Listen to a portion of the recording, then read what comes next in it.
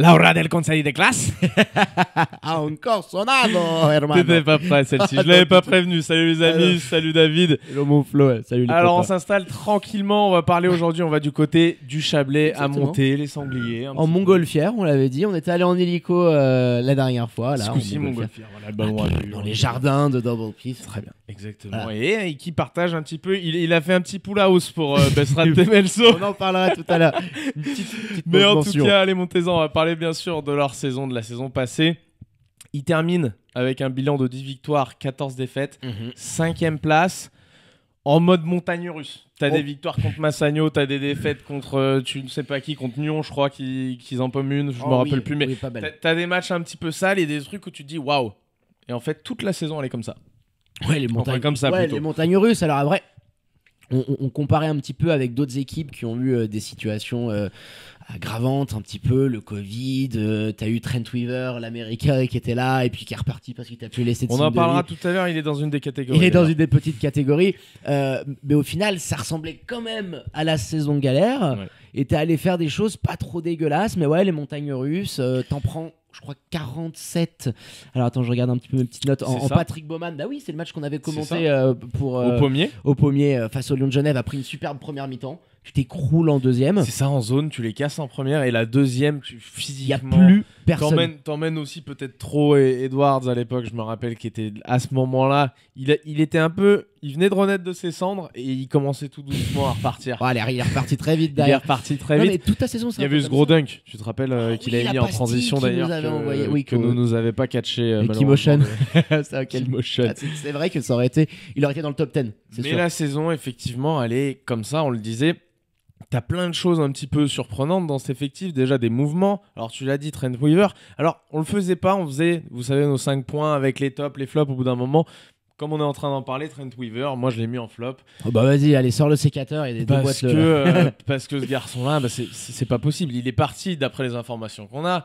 Il a même demandé à ses coéquipiers, je crois qu'il était en colocation avec Vincent Bailey et je ne sais plus qui. Enfin bon, c'est toute une histoire de les emmener à l'aéroport pour je ne sais plus quoi. Et en fait, le mec s'est cassé du club. Voilà, sans plus de prévenir nouvelles. son père. Bon. T'es où, bonhomme? Et on pouvait voir sur les réseaux sociaux, on se disait, mais tiens, qu'est-ce qu'il allait faire? Petit problème familial. Non, non. Petit début de carrière Voilà, en mode escroc. Là. En mode sympatoche, en mode un petit peu catch me if you can. Hein. On verra Ah, ce mais que ça va donner pour ça lui. te Mais conditionne, ouais, très très dur. Alors après, attendez pas beaucoup, c'est ça l'avantage, mais le geste, la manière dont c'est fait. ouais, et puis par rapport au momentum que tu avais aussi dans ta saison, Mhm. il y avait eu des interruptions Covid, t'as des blessures parce qu'au bout d'un moment, l'infirmerie, elle était remplie Pleine à à craquer. gogo. Et c'est vrai qu'au final, bah, les montagnes russes, tu l'as dit, mais sur la fin, bah, sur les 7 derniers matchs, 5 victoires, 2 défaites. Alors que tu avais pris 7 défaites derrière, tu vois, pour te dire, voilà, les spirales négatives, c'était tout ou rien. Tu as eu des victoires quand même de prestige face à Neuchâtel, Massagno, Ouais. sur les dernières journées, Ouais, non, qui t'ont permis d'aller récupérer ce 5e place qui était plutôt promise à Lugano. Et t'y vas au burn, hein, parce que Oh sur oui, la tu les poses fin, sur la table, sur il y a la ce qu'il fin de faut, saison, tu l'as dit, je crois que c'est 5 victoires sur les 7 dernières. Fort. C'est ça, il me semble. C'est un rythme d'équipe vraiment top 3. Ouais. Et limite, puis top t'as 4. toute une inspiration sur le secteur intérieur, autour de Galloway notamment, qui est monstrueux. Alors pas tout le temps, à tous les matchs, on aurait aimé le voir plus régulier. Mais quand même. Ouais, Il te s'il y avait fait eu une préparation il te vraiment fait- je pense qu'entre lui lourde. et les ajustements qu'on a vu peut-être de la part de Patrick Pembele, ah putain, je grille mon deuxième joker parce Ah, que ça je y est, l'avais mis, tu je l'envoies. l'avais mis en top. Ah je bah, l'avais mis en oui. top.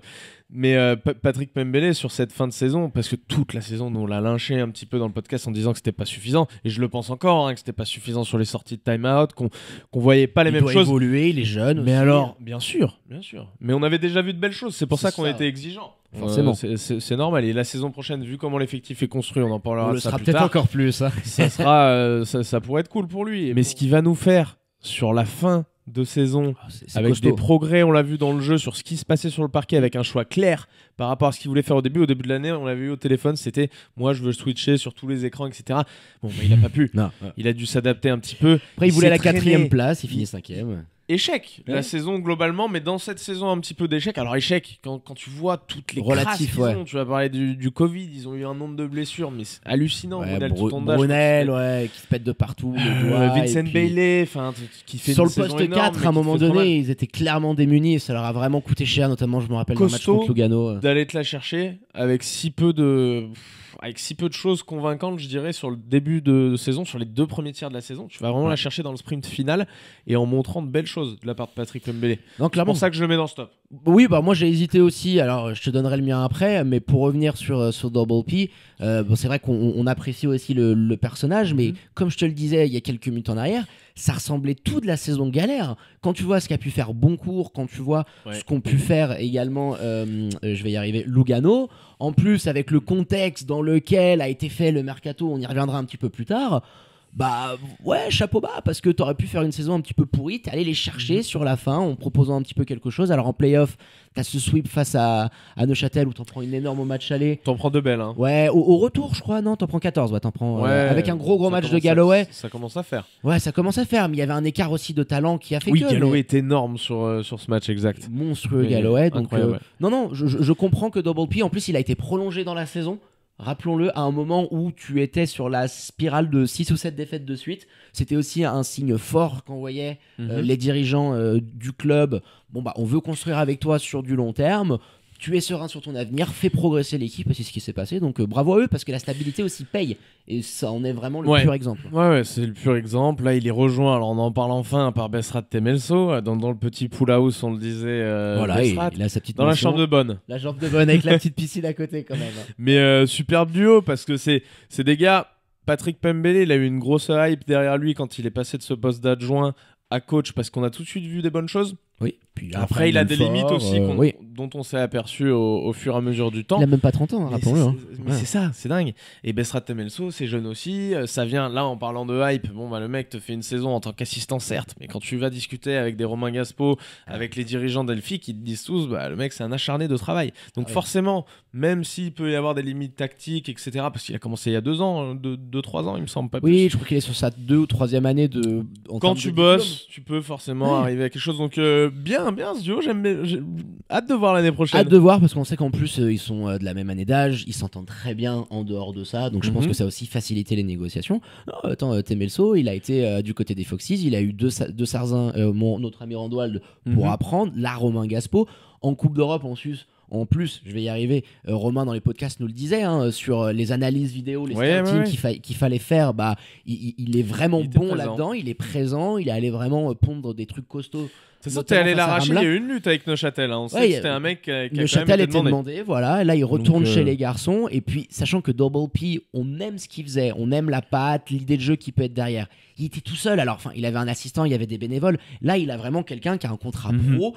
Son taf, ça va être de l'assister, de développer les joueurs, aussi faire du développement personnel. Donc je me dis, ok, c'est un pas vers la professionnalisation. Good. C'est bien, tous les signaux envoyés, je trouve, que ce soit d'un point de vue, ils sont potes en plus. Ces 2 gars de couleur, et dans notre championnat, des coachs de couleur, il y en a que 2. Oui, et c'est énorme de les voir au même endroit. Alors il y a les compétences avant, tout ce que vous voulez, mais moi, quand personnellement je vais sur un playground ou quand je vais voir des matchs juniors, je vois des joueurs de couleur, mais je vois pas d'arbitre, je vois pas de dirigeants, très peu de coachs. Je me demande, tu vois, où ils passent un petit peu. Donc là, ça fait plaisir en tout cas de voir ce duel-là pour cette raison aussi. Puis on l'a dit, ça va être la petite bromance. On va voir comment ça va se goupiller. Ils auront fort à faire. Alors, on a un petit peu dérivé parce qu'on voulait faire une parenthèse sur notre ami Besrat. Je peux envoyer mon petit top là, parce qu'en fait on est parti un petit peu dans tous les sens. C'est ce que j'allais dire. On est parti très loin. Ça, c'est toujours dangereux. C'est la petite vidéo sortie de repas. Voilà. On va manger chez Fred et Mumu là, à Genève. On arrose un petit peu. Ils avaient un petit carré derrière. Sympa, là. Et derrière, la famille l'Elexoglu, on les envoie. On fait trop long.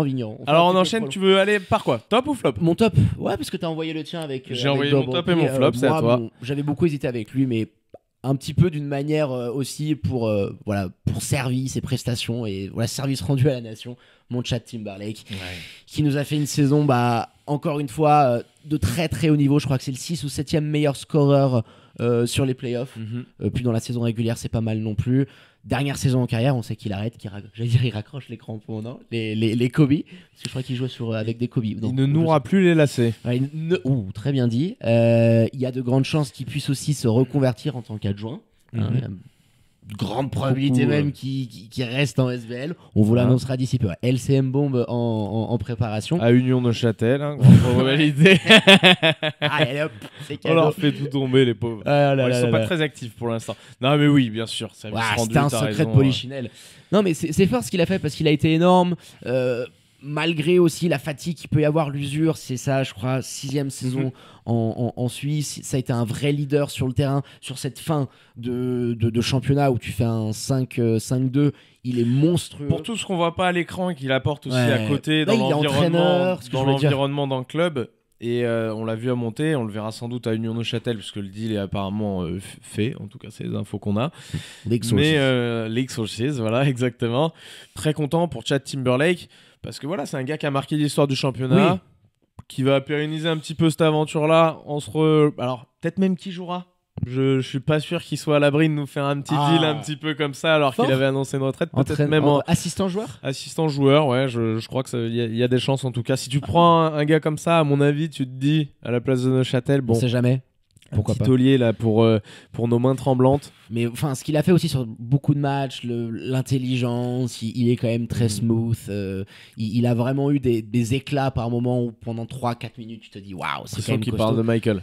Non, mais on est très élogieux. Ouais, on est élogieux. Regarde, j'ai fait quel âge oh putain, je sais plus, mais je crois 30. 39, 38. Ouais, peut-être un petit peu moins. Je vais pas dire de conneries. Moi non plus, j'ai un trou sur mais j'ai checké ses stats, mec. En carrière, il est à 11,5 points de moyenne en Suisse, sur toutes ses saisons en Suisse. Un peu moins de 4 assists, 4 rebonds et 15 dévals de moyenne. Donc c'est un mec qui a pesé partout parce qu'il a joué à Montaix, à Genève, à Fribourg. Il est revenu dans le Chablais. C'est ça, il a vraiment marqué l'histoire du championnat. Boum, tu files du côté d'Union Neuchâtel. Très bien.